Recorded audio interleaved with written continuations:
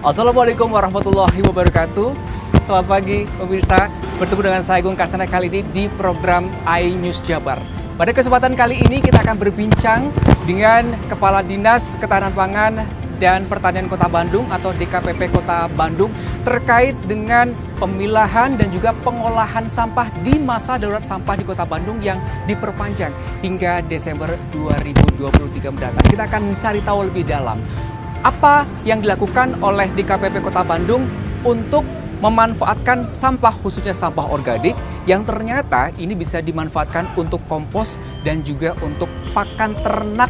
Nah, untuk mencari tahu terkait dengan tadi ya pemilahan dan juga pengolahan sampah khususnya sampah organik di Kota Bandung hingga bermanfaat untuk kompos dan juga pakan ternak, saya sudah bersama dengan Kepala Dinas Ketahanan Pangan dan juga Pertanian Kota Bandung, Pak Gingin Ginanjar.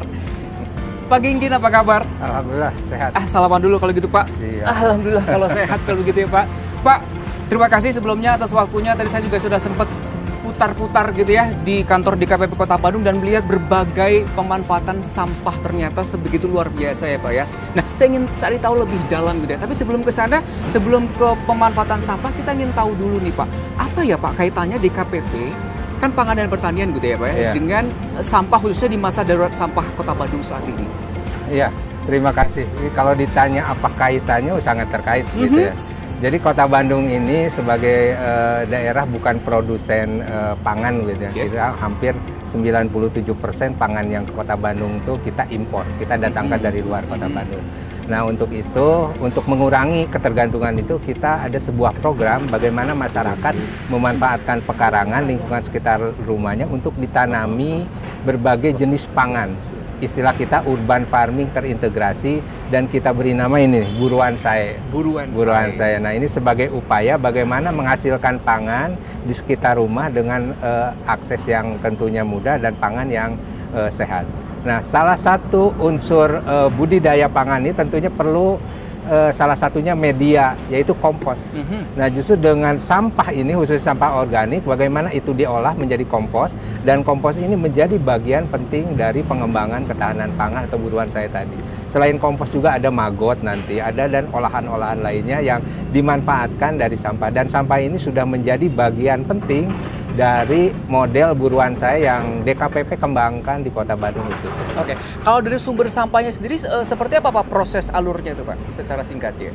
Jadi prinsipnya kita bagaimana kan dengan adanya kondisi hari ini Kota Bandung darurat sampah, bagaimana setiap kita ini mampu untuk mengelola sampah secara mandiri. Salah satunya dengan melakukan pemilahan. Jadi organik dengan anorganik kita pilahkan. Nah, untuk sampah organik itu bisa berasal dari sisa makanan, sisa dapur, hijauan. Nah, kita manfaatkan untuk diolah berbagai jenis kebutuhan. Ada yang diolah untuk menjadi kompos tadi dengan dicampur beberapa mikroba dan secara alami itu menjadi kompos, dan kompos itu menjadi bagian penting dari buruan saya, dari urban farming. Kemudian yang lainnya diolah juga menjadi dengan menggunakan namanya kita tuh maggot laser.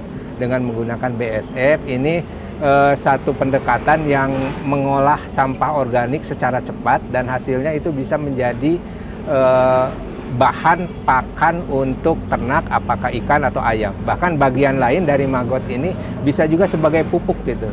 Dan itu akan kembali kepada pangan, dan tentunya di satu sisi tadi sampah bisa selesai, pangan juga bisa kita peroleh. Oke, jadi kalau bisa saya tarik kesimpulan, artinya DKPP ini berperan besar dan penting juga untuk pengolahan sampah, khususnya sampah organik tadi, begitu ya, untuk nantinya dengan berbagai metode, khususnya terkait magotisasi tadi, begitu ya Pak ya, sehingga nantinya bisa dimanfaatkan untuk pakan ternak maupun juga untuk pupuk kompos, begitu ya. Nah, tapi terkait dengan kesadaran masyarakat Pak untuk memilah sampah sendiri seperti apa nih Pak? Ya, memang ini sekarang kita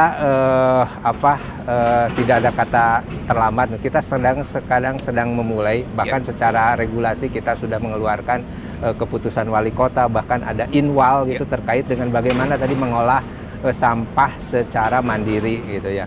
Nah, memang ini dituntut kesadaran tinggi dari masyarakat mulai sekarang untuk bisa memilah tadi sampah itu, kemudian mengolah dan memanfaatkannya. Sehingga prinsip kita zero waste gitu. Jadi bagaimana sampah yang terbuang itu kalaupun ada tinggal residu yang sama sekali tidak termanfaatkan. Yang lainnya itu bisa dimanfaatkan termasuk tadi organik. Dan sampah sisa rumah tangga atau sampah organik dapur ini menjadi bahan baku yang bagus untuk maggot maupun untuk kompos. Nah ini kalau misalnya semua lakukan itu, kelola, kemudian tadi memanfaatkan sampah itu menjadi apakah kompos dan maggot, kemudian bisa untuk sebagai media bertanam, bercocok tanam. Nah ini sesuatu yang tidak hanya sampah selesai, tapi sampah bisa termanfaatkan dan tentunya punya nilai ekonomis dan punya nilai gizi karena untuk pangan. Betul. Dan artinya di KPP juga berperan terkait menyosialisasikan tadi ya Pak ya? Ya, hari ini kalau tadi dilihat kita sedang mengumpulkan, kita punya kelompok buruan saya. Nah hari ini pun kita sedang mensosialisasikan kepada teman-teman bagaimana tadi pemanfaatan organik itu untuk bisa optimal, bisa dimanfaatkan untuk buruan saya. Nah jadi kita lakukan sosialisasi, pendekatan termasuk edukasi ke berbagai pihak karena memang ini perlu kita kawal betul dan terus-terusan kita lakukan edukasi ini sehingga suatu saat ini bisa menjadi pola perilaku baru, kehidupan baru sehingga sampah itu ke depan tidak menjadi masalah. Sampah ini menjadi bagian hidup kita dan punya nilai ekonomis. Terkait program buruan saya ini Pak, bagaimana antusiasme dari masyarakat sejauh ini Pak menyambut program ini? Ya, jadi kita bersyukur inilah kelebihannya warga Kota Bandung kan. Jadi mereka kreatif, punya semangat selama kita sentuh begitu, kita dekati. Dan untuk buruan saya dari mulai perkembangan tahun 2020 sampai hari ini kita mampu mengembangkan kelompok-kelompok buruan saya itu ada di 375 titik. Jadi kalau bicara kelurahan ada 151 kelurahan tapi seluruhnya itu punya. Nah ini menjadi pola baru, semangat baru untuk warga Kota Bandung sehingga kebutuhan pangan keluarga termasuk lingkungan itu bisa terpenuhi. Seperti hari ini kita menghadapi harga cengek tinggi. Betul. Nah di buruan saya mereka sudah terbiasa untuk menanam itu.